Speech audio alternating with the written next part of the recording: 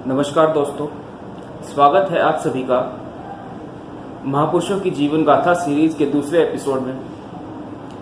आज हम बात करने वाले हैं महान योद्धा पृथ्वीराज चौहान के बारे में। भारत के महावीर के नाम से जाने जाने वाले हिंदू क्षत्रिय राजा पृथ्वीराज चौहान 12वीं सदी के इतिहास के वीर नायक थे।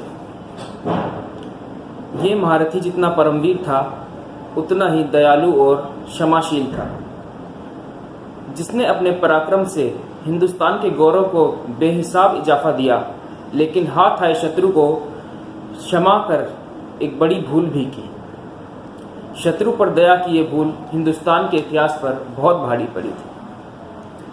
पृथ्वीराज चौहान पराक्रम और साहस जिसके औजार थे, वहीं करुणा और दया जिसके श्रृंगार। पृथ्वीराज चौहान का जन्म सन 1666 ईस्वी में हुआ। इनके पिता सोमेश्वर चौहान अजमेर के राजा थे, वहीं इनकी माता का नाम कर्पूरा देवी था। वे स्वयं एक वीरांगना थी। वीर होने के साथ ही पृथ्वीराज चौहान विद्वान भी थे। इनके मित्र चंद्र बरदाई द्वारा लिखी गई पृथ्वीराज रासों से पता चलता है कि इन्हें गणित, इतिहास, युद्ध नीति, दर्शन शास्त्र, ब्रह्म विद्या, आयुर्विज्ञान, चित्रकला आदि सभी में महारत हासिल थी।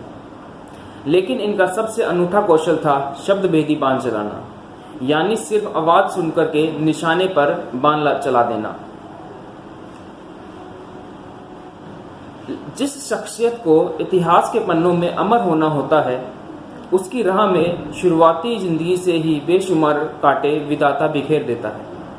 पृथ्वीराज महज 11 साल के ही थे जब इनके पिता का देहांत हो गया और इनके ऊपर पूरे साम्राज्य को संभालने की जिम्मेदारी आ गई। इनकी मां ने राजकाज में इनका भरपूर साथ दिया। पृथ्वीराज को पहली चुनौती अपने घर के भीतर ही मिली।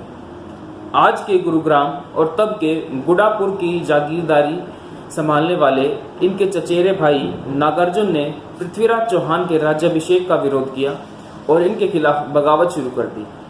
लेकिन पृथ्वीराज ने अपने युद्ध कौशल से इस बगावत को कुचल दिया। पृथ्वीराज के नाना अनंगपाल दिल्ली के राजा थे। उनका कोई वारिस नहीं था। पृथ्वीराज की युद्ध नीति और राजकाज से प्रभावित होकर उन्होंने उन्हें अपना उत्तराधिकारी बना लिया और अपना दिल्ली का सारा राज्य पृथ्वीराज को सौंप दिया। उसके बाद पृथ्वीराज ने आसपास के छोटे राज्यों को अपने अधीन कर लिया। 1182 में पृथ्वीराज ने बुंदेलखंड के राजा परमीर देव को हराकर अपने राज्य में शामिल कर लिया।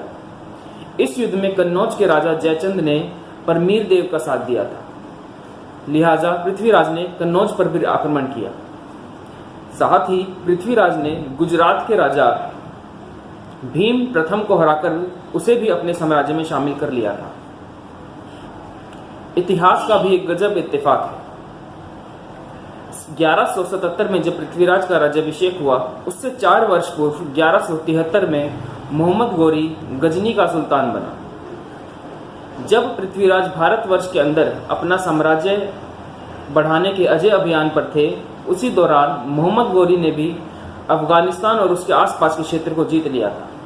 1186 में लाहौर को जीतने के बाद उसकी नज़र दिल्ली पर पड़ी।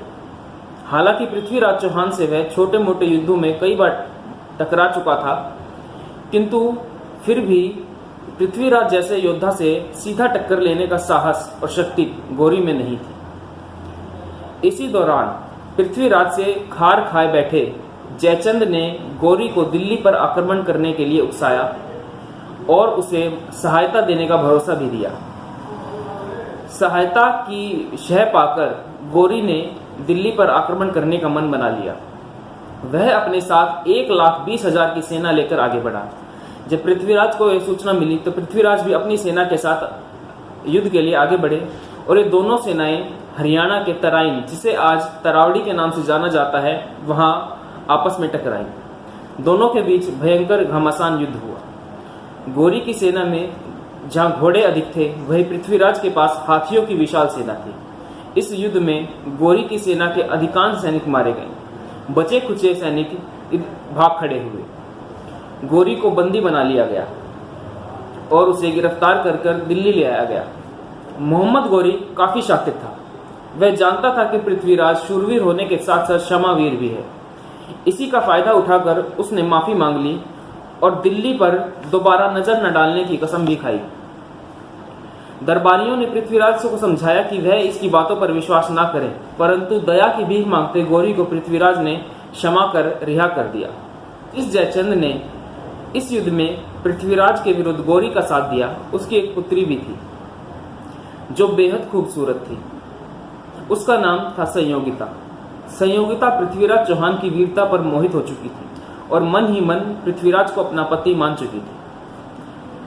उसने अपना एक चित्र बनवाकर पृथ्वीराज के पास भी भेजा था और इस चित्र को देख पृथ्वीराज भी संयोगिता की सुंदरता पर मोहित हो चुके थे और उसका प्रेम प्रस्ताव स्वीकार कर लिया था। इसी दौरान जयचंद ने संयोगिता के स्वयंवर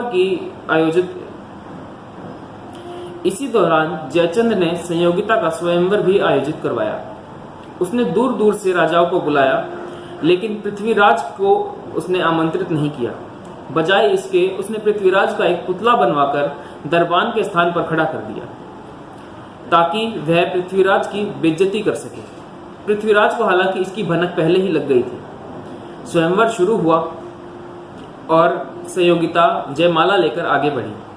उसने वह माला किसी भी राजा के गले में डालने के स्थान पर उस मूर्ति के गले में डाल दिया। पृथ्वीराज चौहान उस मूर्ति के बिल्कुल पीछे ही खड़े थे और इस कारण वह माला पृथ्वीराज चौहान के गले में डल गई। जयचंद यह देखकर आग बबूला हो उठा। इससे पहले कि वह कुछ कर पाता, पृथ्वीराज चौहान संयोगिता को लेकर दिल्ली आ गए। जयचंद पृथ्वीराज से नफरत तो करता ही था और स्वयंवर की घटना के बाद उसने पृथ्वीराज चौहान को बर्बाद करने के लिए कसम खाई। दूसरी ओर मोहम्मद गौरी भी अपनी इस बड़ी हार का बदला लेना चाहता था। फलस्वरूप ये दोनों फिर एक बार मिल गए। 1192 में गौरी पहले से भी बड़ी सेना लेकर पृथ्वीराज पर हमला करने के लिए आया। उसी तराइन की धरती पर पृथ्वीराज और गौरी एक बार फिर टकराए। एक बार फिर घमासान युद्ध हुआ। पृथ्वीराज की सेना इस बार भी जीत रही थी। कहते हैं कि इसी बीच जयचंद ने गौरी को एक तरकीब सुझाई। उसने कहा, हिंदुस्तान की सदियों पुरानी परंपरा रही है, सूर्यास्त के बाद और सूर्योदय से पहले यहाँ के सैनिक अपने शत्रु पर वार नहीं करते। उसने कहा कि मोहम्मद गौरी को पृथ्वीराज पर तब आक्रमण करना चाहिए जब पृथ्वीराज की सेना सो रही हो। गौरी को जयचंद की यह अमानवीय तरकीब पसंद आई और उसने ऐसा ही किया। छल के बलबूते मोहम्मद गौरी पृथ्वीराज को हराने में कामयाब रहा और युद्ध को जीत लिया। उसने पृथ्वीराज को बंदी बना लिया और अपने साथ अफगानिस्तान ले आया। अफगानिस्तान पहुंचकर मोहम्मद गौरी ने पृथ्वीराज को अनेक यातनाएं दी। गरम सलाखें कर पृथ्वीराज की आंखें तक फोड़ दी गई। चंद्रबरदाई, जो पृथ्वीराज के बाल सखा थे, पृथ्वीराज से मिलने अफगानिस्तान गए। अफगानिस्तान पहुंचकर उन्होंने गौरी को पृथ्वीराज की उस विद्या के बारे में बताया जिसमें पृथ्वीराज शब्द भेदी बाण चलाना जानते थे। पृथ्वीराज की इस विद्या के बारे में सुनकर गौरी को तो पहले तो विश्वास ही नहीं हुआ, परंतु जब चंद्रबरदाई ने कहा कि वह पृथ्वीराज को एक तीर और एक धनुष देकर इस बात की पुष्टि स्वयं कर सकता है कि पृथ्वीराज को यह विद्या आती है या नहीं, गौरी को यह सुझाव पसंद आया। लेकिन ये गौरी की बहुत बड़ी मूर्खता थी। पृथ्वीराज को जेल से दरबार में लाया गया, उन्हें एक धनुष और एक तीर दिया गया।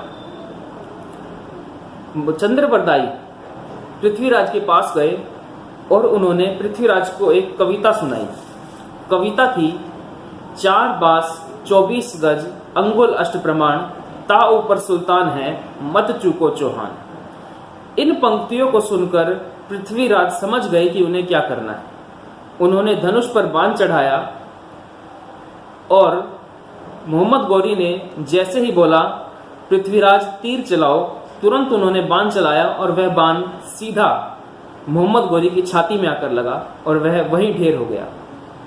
चंद्रबरदाई जानते थे कि इसके बाद क्या होने वाला है, इसलिए उन्होंने एक कटार से पृथ्वीराज को वीरगति दे दी और बाद में उसी कटार से अपनी भी आहुति दे दी। तो ये थी कथा महावीर पृथ्वीराज चौहान की। उम्मीद है आपको भी उन पर गर्व होगा।